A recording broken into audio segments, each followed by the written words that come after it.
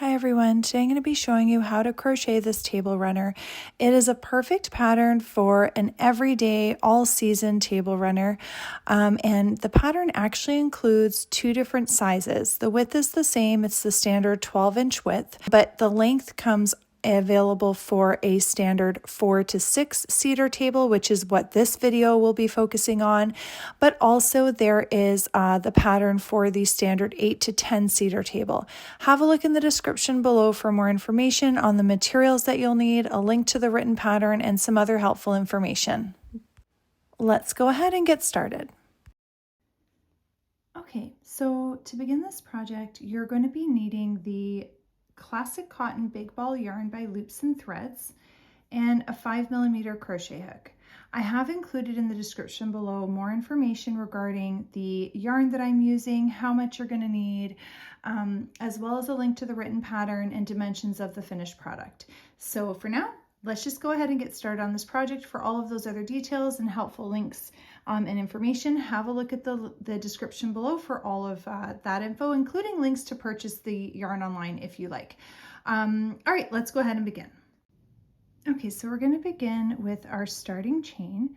So just wrap the yarn around your finger, cross it over like this. Of course, if you have a way to make your starting loop already, go ahead.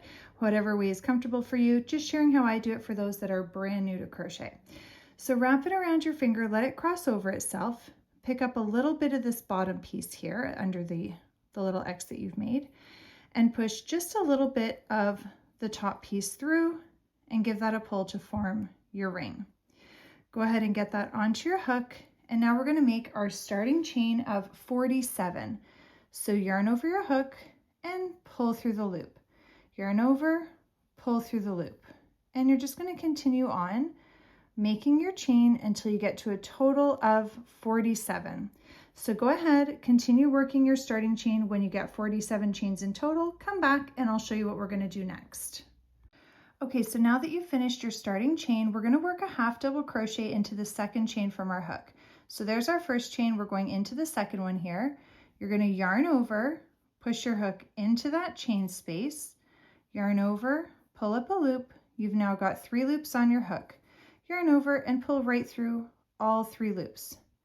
And that is your half double crochet. Oh, my yarn split a little there. I'm going to show you how to do another one in the next chain.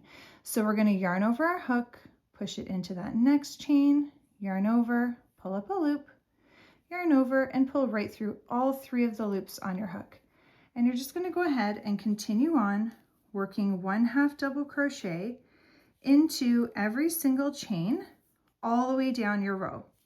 Now remember, because we started to work in our second chain from the hook, we dropped 1 from our stitch count.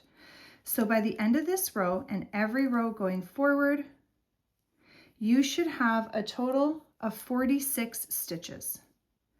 All right, so go ahead and continue on working all the way down your row. By the end of this row, you should have a total of 46 stitches. Okay, so go ahead and finish and come back. Okay, so now that you've finished that row of half double crochet stitches, you're going to chain 2 and turn your work. We're going to work 1 half double crochet into every single stitch all the way down our row. And you're going to do this for this row that we're working on together and 1 more. So you want a total of 3 rows of half double crochet stitches. So go ahead, finish working this row all the way to the end. When you get to the end, you're going to chain 2, turn your work, and repeat this row again, just working 1 half double crochet into every single stitch, and then come back. So come back when you have a total of 3 rows of half double crochet. So we did 1 together, we started row 2, you're going to complete row 3 and then come back. Okay, so now that you've gotten to the end of that row and you finished a total of 3 rows of half double crochet, you're going to chain 3. This is going to count as a half double crochet plus a chain 1. So turn your work and you're going to work a half double crochet into the second stitch of your row. So work your half double crochet, chain 1, skip the next stitch, work a half double crochet, into the following, chain 1, skip the next stitch, work a half double crochet in the following stitch, chain 1. And you're just going to continue all the way down to the end and then come back.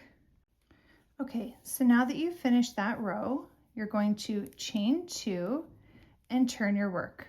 We're going to work a half double crochet into that very first stitch of our row. And we're going to work a half double crochet around the chain space from the previous row.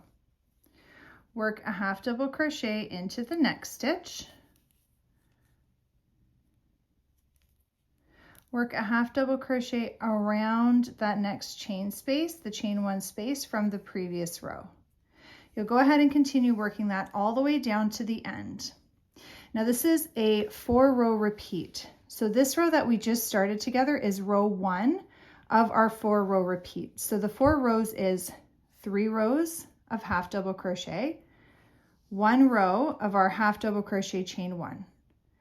Now we're going to do another row of half double crochet followed by 2 more.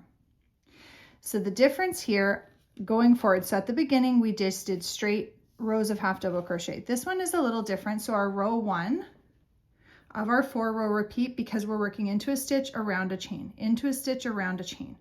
But they're all half double crochets, just regular half double crochets all the way down, chain 2, turn your work, and you're going to work 2 more rows of half double crochet into each stitch. Then you'll repeat this one that we just did. So you're just going to continue on your 4-row repeat. So we did 1, 2, 3, 4. We began row 5 together.